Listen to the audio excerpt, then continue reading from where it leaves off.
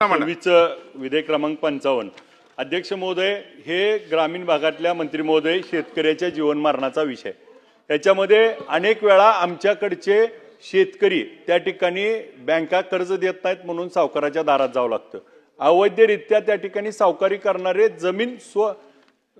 खुदकुशीनं त्या ठिकाणी स्वखुशीनं त्या ठिकाणी आपली जमीन त्या नावावर करतात आणि मग कर्ज पुरवठा झाल्यानंतर त्याला कोण 3% कोण 4% कर्जाचं त्या ठिकाणी आणि मग मूळ रक्कम घेतलेली असती 8 लाख रुपये 5 लाख रुपये आणि त्याची रक्कम ही 3 वर्षानं त्याची 5 पट झालेली असती आणि मग 8 लाखाचे 40 लाख रुपये मागतो आणि त्यावेळेस मात्र त्यांचा वाद होतो आणि त्यावेळेस ही 5 वर्षानंतर गोष्ट ज्यावेळेस समाजापुढे येते त्यावेळेस त्याच्यावर सावकारकीचा गुन्हा दाखल होतो। मग त्यावेळेस काय होतंय तर त्याला 2-4 साक्षीदार लागतात। त्या साक्षीदारावर तो सावकार दबाव आणतो आणि मग दबाव आणल्यानंतर ह्या केसेस अशा दाखल होत नाहीत। आपण यातली एक चांगली प्रोव्हिजन केली की 5 वर्षाची शिक्षा 7 वर्ष केली, नाहीतर सकाळी सावकार त्या ठिकाणी पोलिसाला पैसे द्यायचा, जामीन घेऊन संध्याकाळी चहा पिऊन घरी यायचा टेबल जामीन घेऊन। 7 वर्ष केल्यामुळे आता त्याला अटक करावं लागेल, ह्याचं स्वागत करतो आणि 50,000चा दंड 1 लाख केलाय। परंतु ज्यावेळेस ह्या जमिनी